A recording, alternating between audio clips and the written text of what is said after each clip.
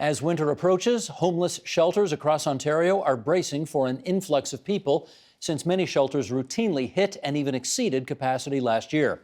For Jennifer Keesmaat, former chief planner for the City of Toronto, currently CEO of the Keesmaat Group, solving homelessness lies in addressing the housing market as a whole. And Jennifer Keesmaat joins us now for more. Hi, welcome back. Good to be here. Can I just understand, if you want to talk about homelessness, specifically, you think you've got to address the whole housing market in general? Philosophically, help me understand that. Why? Well, there's different kinds of approaches, and some approaches to addressing housing, and in particular, people who are in the most need, people that you see on the street corner who may have an addiction or may have some other challenges. That ends up in the emergency category. And the challenge is, if you focus on the emergencies, we can't be providing housing that will house people as homes and provide them with safe places to be. So our emphasis is a bit messed up. And if we look at a city like Helsinki, Helsinki now has the great claim that they have eradicated homelessness in the city. Now, we tend to think that homelessness is too challenging. It's not something we can fix, that there are really complex needs that cannot be addressed in our housing system. But Helsinki did something fascinating. They said, you know what, we're going to stop focusing primarily on the emergency, and we're actually going to look farther up the continuum of housing and ensure that we're providing for housing for people all the way along the continuum, recognizing that people kind of get bumped down. And by the continuum, I mean you've got market housing. And in general, we've really assumed that most people will be housed through market housing. That's sort of been our assumption since the Second World War, that most people will be able to buy a house someday. Ironically, in a city like Toronto, less than 50% of residents own a home. So you've got a lot of people that are in the middle that rent housing. Now there's luxury rental and there's affordable rental. And the challenge is we haven't been building affordable rental. So what happens if you can't afford affordable rental? Where do you go? You move down to the next place on the continuum. Exactly. So what's been happening is that we've been seeing emergency shelters when the weather gets cold. We're seeing every year a bigger increase in the number of people in the emergency situation, meaning that they're out on the street, they need to be in a shelter that's it's not a home, it's just a spot to keep them out of the cold. Why is that happening? Well, a big part is that this entire spectrum is screwed up right now. We know that accessing home ownership for most people, there's no way. It's completely out of reach. So those people end up in rental housing. Now, what happens when you see a big part of the population pushed into rental housing? People who were previously in that rental housing, they get pushed farther down. So if we want to address homelessness and emergency shelters, we need to really be focusing on two things. We need to be focusing on affordable rental housing, that's the first thing, and the second is transitional housing. Transitional housing meaning what? So it's a little bit of a controversial term, but I tend to use it in a positive way. It's something that has been done with a tremendous amount of success in Vancouver, in British Columbia, as a result of the work of BC Housing in partnership with CMHC. They've built housing that provides social supports for people. So this is the first step off the street. So what you'd call like rooming houses? Is that what we would call them? So they're not rooming houses because people have their own residence, they have their own unit, they have a kitchenette, they have a spot for living, they have a spot for sleeping. But what's unique about them is that they also have social services supports. So they have supports for mental health issues. They have supports for finding access to jobs. They have supports, importantly, for dealing with spousal abuse, which is a really significant reason as to why women end up on the streets. So all of those supports are provided as part of the housing with a goal of getting people into permanent housing. When you make this pitch to decision makers and you say the way we're actually going to solve the homelessness problem is to go further upstream and fix, all and other aspects of the housing problem, and then homelessness will, as part of the magic of that mix, kind of solve itself. Do they not look at you a bit askance and say, that feels a bit weird not to actually focus laser-like on homelessness itself, but rather other parts of the housing continuum? You have a tough time making the case, I guess, is the question? Actually, no, it's Really? the opposite. I think it's very logical that why are people ending up on the streets? Why are people ending up in shelters, which no one sees that as being useful or ideal? No one who has been anywhere near a homelessness shelter thinks they're a great idea. They're very challenging. They're not safe places typically. They're places where you have a lot of people with a lot of needs that are really difficult to meet in that context. I'm not saying we shouldn't have them. We essentially need them. But ideally, we're actually fixing the problem by focusing on building the housing that people need, which is affordable rental, and also building transitional housing so that people who are ending up in shelters and on the street can transition upstream instead of getting stuck downstream. And the problem is, even if we build transitional housing, so that people have the supports to get back on their feet. Even if we build that, well, if there isn't affordable rental for people to move into once they've stabilized, where do they go? So this is why the gap that we have in affordable rental, which we've really abdicated over the course of the past several generations in building, that's a really big part of the challenge that we face in the Canadian context. And the good thing is policymakers actually know this. CMHC knows this and is really shifting to focus on affordable rental. Cities know this. People on the front lines know this because they see people who once had access to housing who now have been bumped out by a market that they simply can't participate in, even though they might be well employed. Can we go back to the Finland example, for instance? Sure. Because I've heard, okay, you just told us a few minutes ago that take the capital city here. It's about half and half, people living in homes they That's own right. versus renting, about half and half. Okay, in Helsinki, I gather, 1 in 7 residents live in city-owned housing.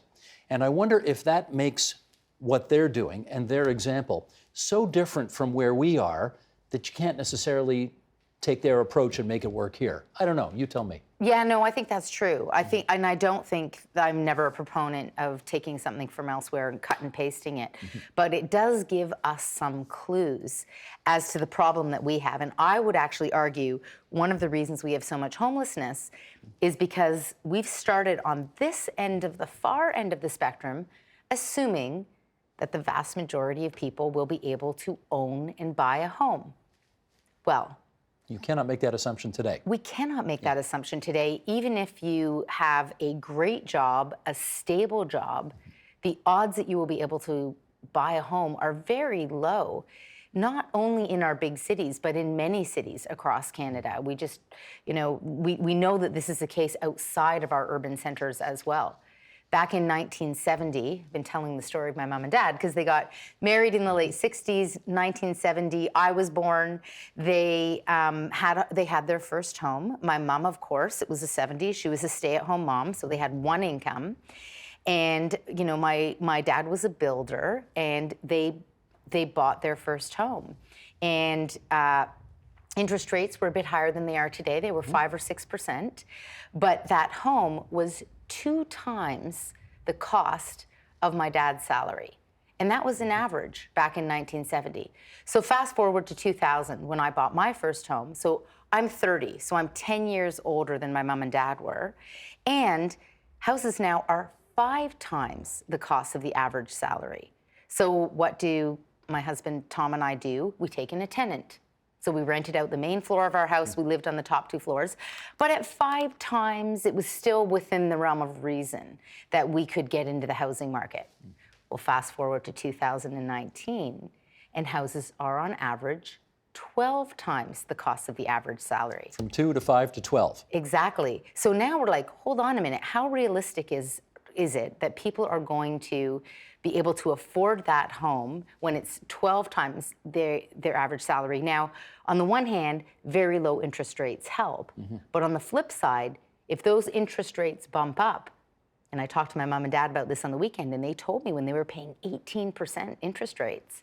Now imagine your interest rates bump up and you are locked in to a house that is 12 times your average salary. Well, first of all, it's not some golden equity pool down the road. It actually is beyond the realm of affordability. So this is why we need to actually, just like in Helsinki, rethink that housing spectrum and significantly deliver different kinds of housing. We need a lot of different kinds of housing.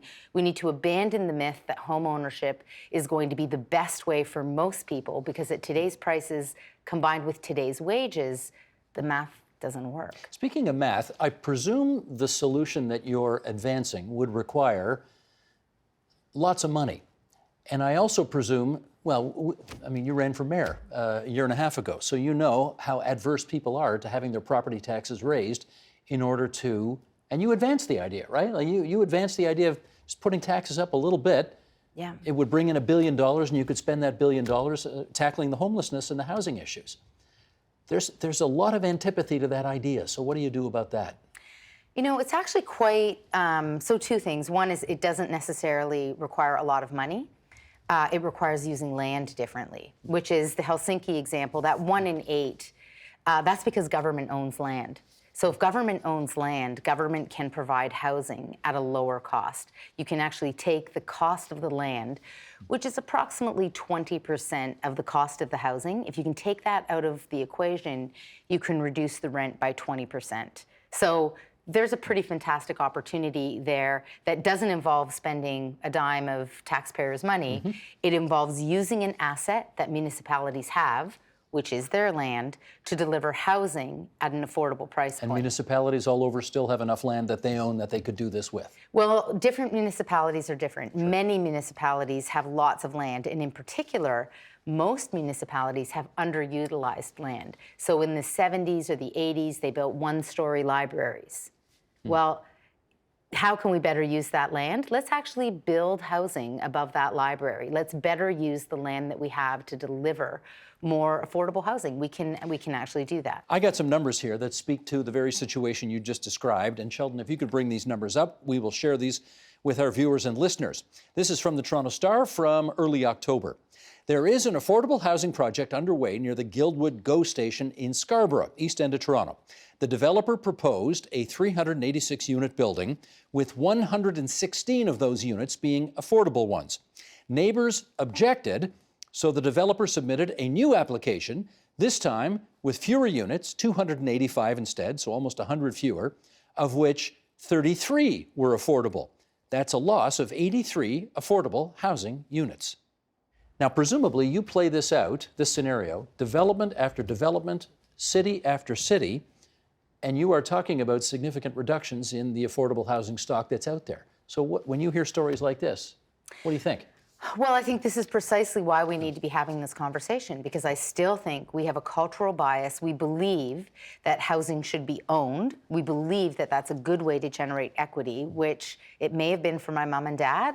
It may even have been for me. I don't know, because I haven't sold my house yet, and I don't know what the market's going to be like when I do sell it.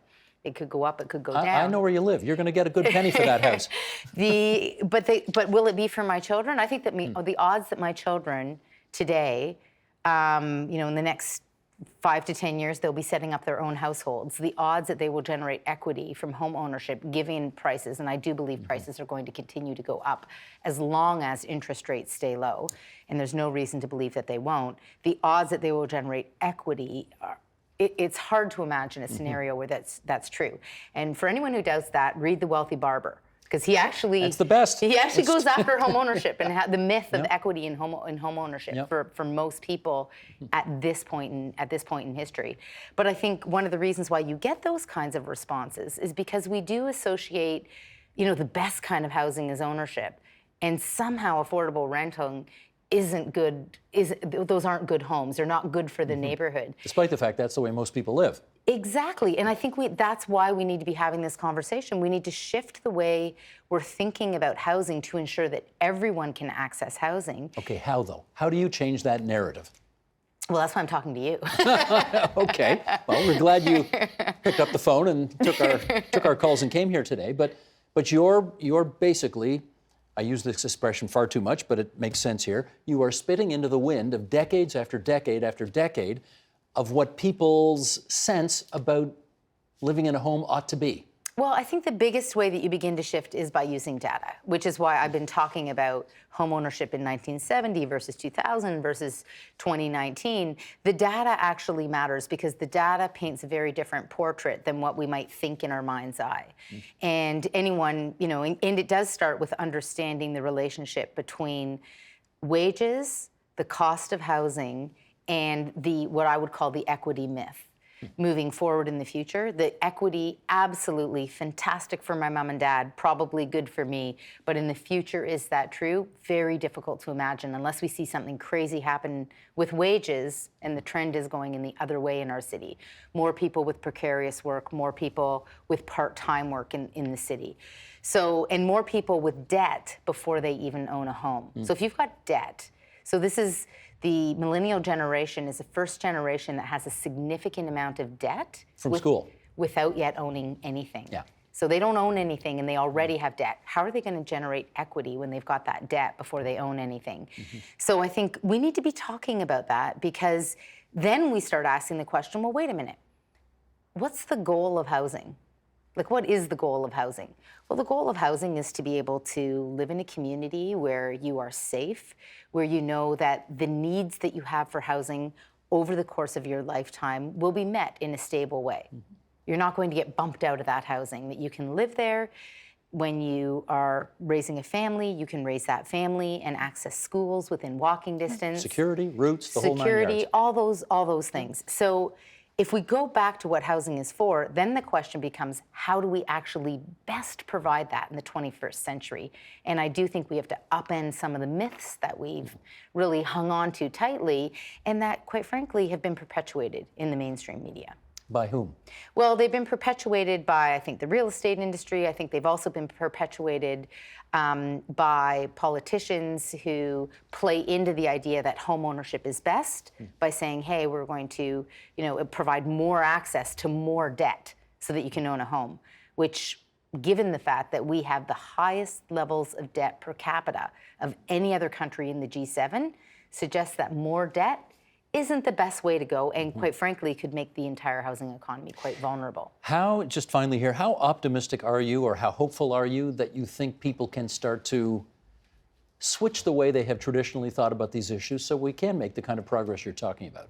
Oh, I'm an eternal optimist. I believe this will happen. I think we'll see this happen in our lifetime, in part because the data is so clear. There was a time where we believed the best way to solve congestion was by building more highways. Actually, people don't think that anymore, do they? They don't. We No. fixed that. Yeah. It took us 15 years, but now people know that building more and wider highways does not solve congestion. It has to be a transit solution, or road pricing. Like, we have sustained a dialogue on that across this country, and there's a new shared consensus around that, and that is good for this country. There will be a new shared consensus around this, and it will be good for our country as well, and it will mean that everyone has access to housing. There isn't a Canadian who thinks it's okay that people are sleeping on the streets in our city. There's not a single Canadian who thinks that it's okay. I don't believe that. I think that all of us in a couple of months, again, in this city, are going to be shamefaced. We are going to be heartbroken when we hear about people in shelters, when we see people on the street at -20 below. We will be ashamed and heartbroken. This is part of the solution, is rethinking how we provide housing for everyone to ensure that no longer happens. And I believe in this country. I believe Canadians want solutions. We know that the Band-Aid solutions of throwing money at the shelter system have done nothing to lessen the problem. So I think we're ripe to have this conversation. And we thank you for coming in tonight and moving it along for us. My pleasure. That's Jennifer Keesmaat, CEO of the Keesmaat Group, former Chief Planner for the City of Toronto. Thanks, Jennifer. The Agenda with Steve Paikin is brought to you by the Chartered Professional Accountants of Ontario. CPA Ontario is a regulator, an educator, a thought leader, and an advocate. We protect the public. We advance our profession. We guide our CPAs. We are CPA Ontario. And by viewers like you. Thank you.